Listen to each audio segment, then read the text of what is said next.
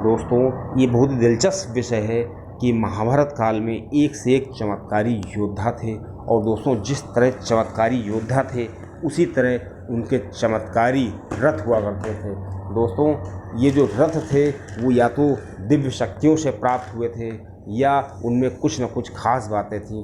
दोस्तों, आज का वीडियो इसी पे आधारित है कि जो महाभारत कालीन रथ थे वो किस तरह से चमत्कारों से भरे हुए थे, क्या चमत्कार थे दोस्तों उसमें।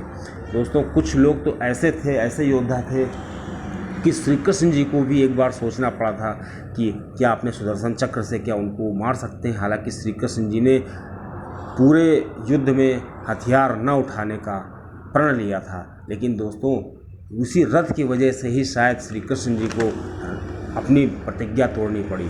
दोस्तों, सबसे पहले आपको बताते हैं पितामह जी के रथ के बारे में। दोस्तों, कहा जाता है ये बहुत ही शक्तिशाली रथ था। दोस्तों, यदि श्री भीष्म पितामह अपने रथ से उतरकर समर्पण न करते तो शायद उनकी मृत्यु कर पाना बहुत ही संभव नहीं था। दोस्तों, श्री भीष्म जी के जो रथ में 6 प्रकार के घोड़े होते थे। और दोस्तों, ये घोड़े ऐसे थे कि उनके भयानकता का अंदाज़ा इसी से लगाया जा सकता है कि जब वो अश्व चलते थे तो पृथ्वी कांपने लगती थी। दोस्तों, भीष्म जी के घोड़ों की टक्कर से हाथी गिर पड़ते थे। दोस्तों, श्री भीष्म जी को ये चमत्कारी रथ कहाँ से मिला और आपको ये जानना बहुत ही रोचक लगेगा। दोस्तों, श्री भीष्म को ये रथ उनके पिताजी ने, शांतनु जी ने दिया था।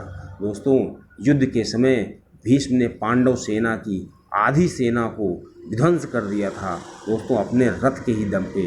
दोस्तों, जब भीष्म के समक्ष अर्जुन ने परेशान होकर के हाथियों का व्यूह की रचना की तो दोस्तों श्री भीष्म ने बिना किसी मशक्क़त के, बिना किसी अस्त्र के वो व्यूह तोड़ दिया। दोस्तों, यह देखकर कृष्ण चिंतित हो गए और अर्जुन ने श्री कृष्ण जी से कहा कि पितामह ने बिना अस्त्र उठाए कैसे ये व्यूह तोड़ दिया। तो दोस्तों, श्री कृष्ण ने बताया कि जो भीष्म जी हैं उनका रथ बड़ा चमत्कारी है, उनके जो घोड़े हैं वो काफ़ी सामर्थ्यवान हैं। जितना सामर्थ्य भीष्म में है और कहीं उतना ही सामर्थ्य उनके एक एक घोड़े में है। दोस्तों, एक घोड़े में श्री कृष्ण के हिसाब से भीष्म के एक घोड़े में 12 हाथियों का बल था। दोस्तों, ऐसी बातें जब हुई तो पांडव बड़े निराश हो गए। लेकिन दोस्तों, इससे भी चमत्कारी रथ था श्री कर्ण जी का। दोस्तों, भीष्म जी से ज़्यादा शक्तिशाली रथ था इस रथ में। और दोस्तों, इस रथ की एक खास बात थी कि यही रथ उनकी मृत्यु का कारण बना। दोस्तों, जिससे अर्जुन जैसे योद्धा भी भयभीत हो गए थे और जो अर्जुन जैसे योद्धा जो श्री शिव जी से युद्ध कर चुके थे लेकिन वो भी भयभीत हो गए थे। दोस्तों, जिसके आगमन से कुरुक्षेत्र में मायावी शक्तियों का नाश हो जाता था। दोस्तों, जो बड़े कुल का होने के बावजूद भी हमेशा नीचे कुल का कहलाया।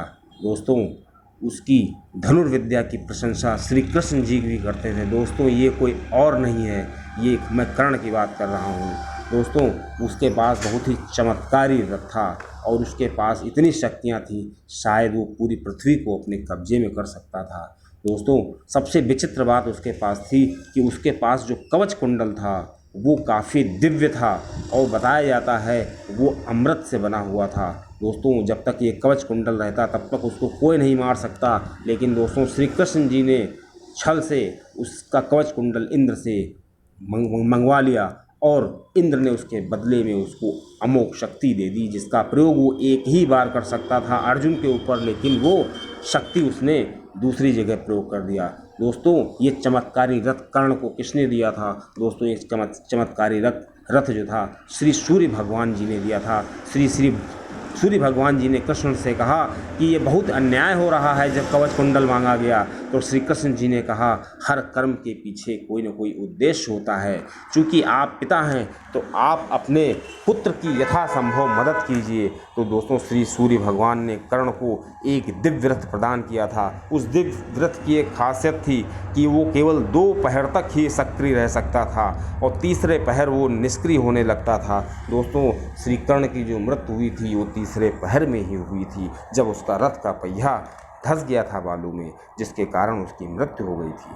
दोस्तों, अगला जो चमत्कारी रथ था वो और कोई नहीं, राजा भगदत्त थे, जिसके पास देवों जैसी शक्ति थी और दोस्तों उसके इंद्र जैसे दोस्त हुआ करते थे, मित्र हुआ करते थे। दोस्तों, कहा जाता है कि एक बार उसने इंद्र जी की राक्षसों से जब लड़ाई हो रही थी, देवताओं की लड़ाई हो रही थी, तो काफ़ी मदद की थी, जिससे उनकी इंद्र से काफ़ी मित्रता थी, जिसके आगमन से भीम को भी झुकना पड़ा था। दोस्तों, ये वही भगदत्त हैं जिससे इंद्र ने सहायता मांगी थी। दोस्तों, फिर भी अर्जुन ने इसके प्राण ले लिए थे।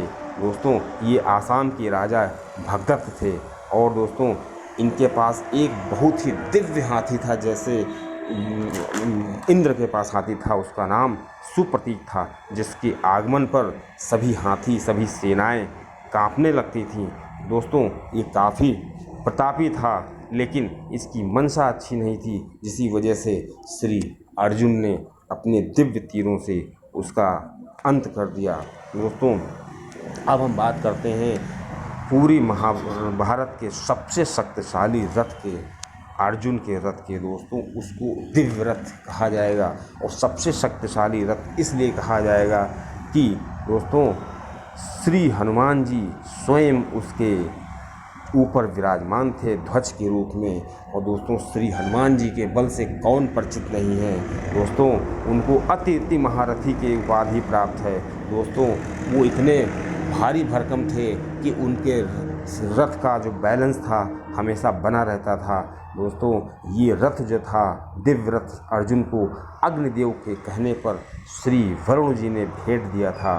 दोस्तों, उस रथ की शक्ति को बढ़ाने के लिए श्री हनुमान जी पताका के रूप में ऊपर विराजमान थे। दोस्तों, जिस रथ के सारथी स्वयं श्री नारायण हों, दोस्तों उस रथ के बारे में कोई बात करना बहुत ही छोटी बात लगता है। दोस्तों, श्री हनुमान जी उसके आगे बैठे हुए थे और दोस्तों श्री हनुमान जी को जो गीता सुननी थी, और दोस्तों वो हर लोक में, हर युग में श्री विष्णु जी के साथ रहते हैं, राम जी के साथ रहते हैं। जिस अवतार में श्री राम रहेंगे, जिस अवतार में श्री कृष्ण रहेंगे, वो हमेशा उनके साथ रहते हैं।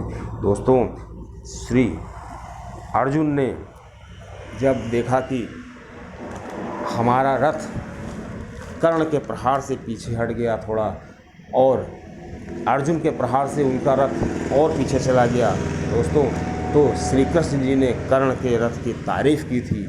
और जब अर्जुन को ये हुआ कि देखो श्री कृष्ण जी ने कर्ण की तारीफ़ की है, तो दोस्तों श्री कृष्ण जी ने अर्जुन का ब्रेन वॉश कर दिया था, समझा दिया था कि आपके रथ पे कोई मामूली इंसान नहीं बैठा हुआ है, उस पर भारी भरकम श्री हनुमान जी बैठे हुए हैं। और दोस्तों, जो श्री हनुमान जी के रथ को, बैठे हुए रथ को अगर कोई हिला देगा, तो इसका मतलब वो शक्तियों से, उसकी भी शक्तियों को नज़रअंदाज नहीं किया जा सकता है। दोस्तों, इस प्रकार श्री कृष्ण जी ने बिना किसी युद्ध में भाग लिए हुए अपना पूरा महाभारत का युद्ध दोस्तों श्री अर्जुन की मदद करते हुए निकाल दिया। और दोस्तों, ये जो रथ था वो विजय दिलाता है। दोस्तों, आपको चैनल